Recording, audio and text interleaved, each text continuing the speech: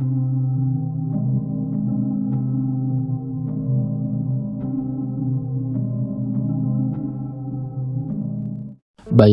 Anda berjalan di dekat rel kereta di malam hari.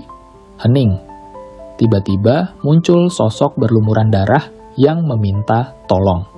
Kisah ini terjadi di dekat rel kereta Bintaro, dan apa yang dialami saksi membuat bulu kuduk merinding. Assalamualaikum warga desa. Selamat datang di channel Cerita Warga Desa, tempat kita berbagi cerita unik, misterius, dan penuh makna dari berbagai penjuru Nusantara. Sebelum kita mulai, jangan lupa untuk like video ini, tuliskan komentar Anda di bawah, dan subscribe channel Cerita Warga Desa agar tidak ketinggalan kisah-kisah menarik lainnya. Oh iya, jangan lupa tuliskan sholawat di kolom komentar agar suasana hati kita selalu tenang dan diberkahi. Rel kereta Bintaro bukanlah tempat biasa. Lokasinya terkenal angker sejak kecelakaan maut tahun 1987 yang merenggut lebih dari 100 nyawa. Tragedi itu menjadi luka sejarah transportasi di Indonesia. Hingga kini, area tersebut sering dikaitkan dengan kejadian mistis. Banyak warga mengaku mendengar suara-suara aneh, seperti jeritan atau langkah kaki, padahal tidak ada siapapun di sana. Aku nggak pernah berani lewat situ malam-malam, ujar Pak Rohmat, seorang pedagang kecil di sekitar rel.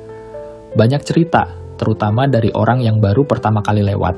Mereka bilang, seperti ada yang mengawasi. Dimas, seorang pemuda yang tinggal di dekat lokasi itu, hanya tertawa kecil saat mendengar cerita-cerita tersebut. Ah, Pak, itu mungkin hanya sugesti aja. Kalau saya sih nggak percaya hal begituan, katanya santai. Namun, keyakinannya mulai goyah setelah ia sendiri mengalami hal yang tak masuk akal. Suatu malam, Dimas harus pulang, lebih larut dari biasanya. Jalan utama yang biasa ia lewati sedang diperbaiki, memaksanya mengambil jalur alternatif melewati rel kereta Bintaro. Meski merasa sedikit ragu, ia tetap berjalan dengan langkah cepat. Ah, ini kan cuma jalan biasa, gumamnya sambil menyalakan senter di ponselnya. Namun, semakin jauh ia berjalan, suasana semakin mencekam. Angin dingin tiba-tiba bertiup, membuatnya merapatkan jaket. Tiba-tiba dari kejauhan terdengar suara seperti gemerisik daun. Dimas berhenti, memutar pandangannya ke sekitar. Siapa di sana? Tanyanya mencoba mengusir rasa takut. Namun, tak ada jawaban. Ia melanjutkan langkah meski perasaannya mulai tidak enak. Saat hampir sampai di tengah jalur, Dimas mendengar suara tangisan pelan dari arah rel. Awalnya ia mengira itu hanya angin, tetapi suara itu semakin jelas. Tangisan seorang wanita. "Halo, siapa di sana?" teriaknya mencoba menenangkan diri. Dari kejauhan, ia melihat sosok duduk di pinggir rel. Sosok itu tampak seperti seorang wanita dengan rambut panjang. Tubuhnya berlumuran darah. "Ya ampun, kenapa ini?" bisiknya. Dimas mencoba mendekati sosok itu dengan hati-hati. "Mbak, kenapa? Mbak butuh bantuan?" tanyanya dengan suara gemetar. Wanita itu tidak menjawab. Ia hanya duduk dengan kepala tertunduk, tangannya gemetar, mencengkeram pinggir rel. Dimas berhenti beberapa meter di depannya, ragu-ragu. "Mbak, saya bisa bantu kok, tapi tolong bilang ada apa," ucapnya pelan. Akhirnya, wanita itu mengangkat wajahnya perlahan. Wajahnya pucat dengan luka-luka mengerikan di seluruh tubuhnya. Matanya kosong, seperti tidak memiliki kehidupan. "Tolong," ucapnya pelan, hampir seperti berbisik. Dimas tertegun, napasnya tercekat. "Mbak, apa yang terjadi?" tanyanya lagi, kali ini lebih takut daripada sebelumnya. Wanita itu menunjuk ke arah rel dengan tangan gemetar. Mereka datang," bisiknya, sambil terus menatap Dimas dengan mata kosong. "Mereka siapa, Mbak?" "Mbak ngomong yang jelas dong," desak Dimas meskipun kakinya gemetar. Saat ia mencoba mendekat, sosok itu tiba-tiba berdiri. Gerakannya kaku dan aneh, seperti boneka yang dipaksa bergerak. Dimas mundur selangkah. Mbak tenang dulu, saya cuma mau bantu," katanya panik. Namun, wanita itu hanya terus menunjuk rel, lalu tertawa kecil dengan suara serak yang membuat bulu kuduk Dimas berdiri. Dimas berusaha menguasai dirinya meski keringat dingin mengalir di pelipisnya. Ia merasa ada sesuatu yang tidak beres. Apa maksudnya mereka datang? Siapa yang Mbak maksud? Tanyanya dengan suara bergetar. Namun, wanita itu tidak menjawab. Sebaliknya, ia melangkah mundur perlahan dan menghilang di balik gelapnya malam, seolah diserap oleh kegelapan itu sendiri. Dimas menoleh ke arah yang ditunjuk wanita tadi. Apa ini? Mimpi, gumamnya sambil mencoba berpikir jernih. Ia menatap rel yang kosong, tetapi dari kejauhan terdengar suara kereta mendekat. Ia bingung. Tunggu, kereta? Tapi ini sudah lewat tengah malam, dan nggak ada jadwal kereta malam di sini, katanya sambil melangkah menjauh dari rel. Namun suara itu semakin jelas.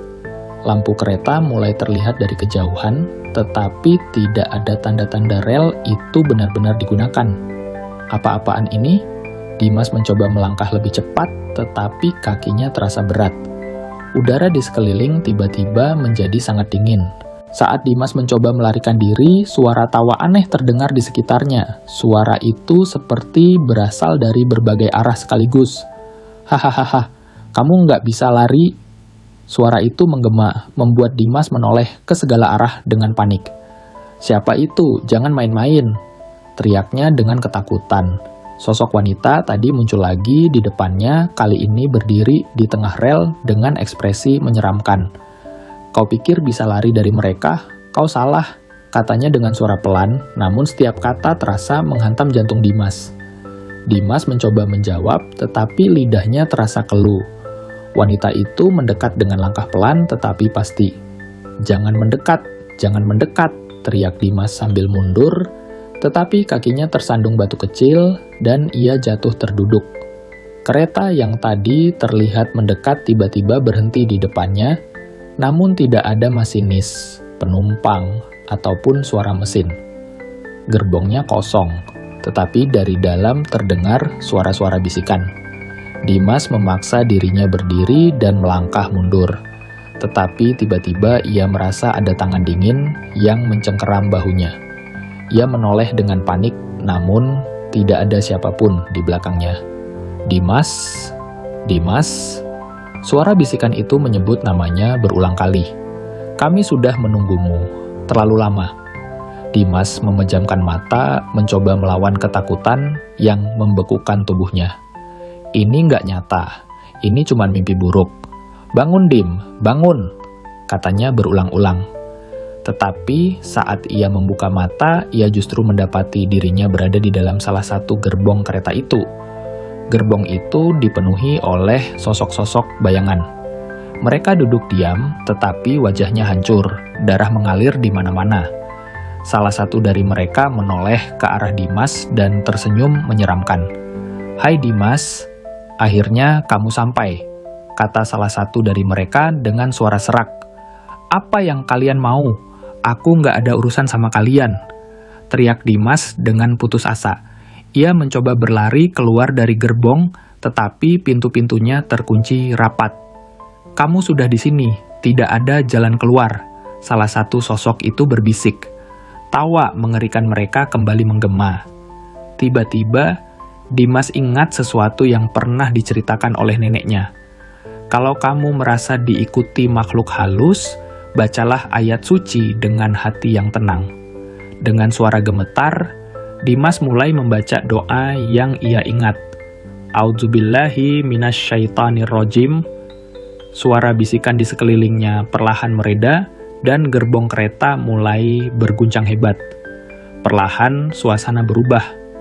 Gerbong itu tiba-tiba menghilang dan Dimas mendapati dirinya kembali berada di dekat rel. Tepat di tempat ia bertemu wanita tadi. Nafasnya tersengal-sengal, tetapi ia merasa beban berat di dadanya mulai hilang. Namun, sebelum ia bisa melangkah pergi, suara wanita itu terdengar lagi. Kau beruntung malam ini Dimas, tapi ingat, tidak semua orang bisa selamat. Dimas menoleh, tetapi wanita itu sudah tidak ada. ia segera berlari pulang tanpa menoleh ke belakang. Sampai di rumah, ia langsung bersujud mengucap syukur karena masih diberi keselamatan. Keesokan harinya, ia menceritakan kejadian itu kepada warga sekitar.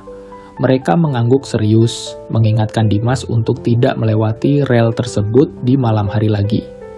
Demikian kisah penunggu rel kereta Bintaro, sosok berlumuran darah yang meminta tolong. Cerita ini memang menyeramkan, tapi ingat, ini hanya fiksi belaka. Jangan lupa untuk like, komen, dan subscribe Cerita Warga Desa. Sampai jumpa di cerita menarik lainnya.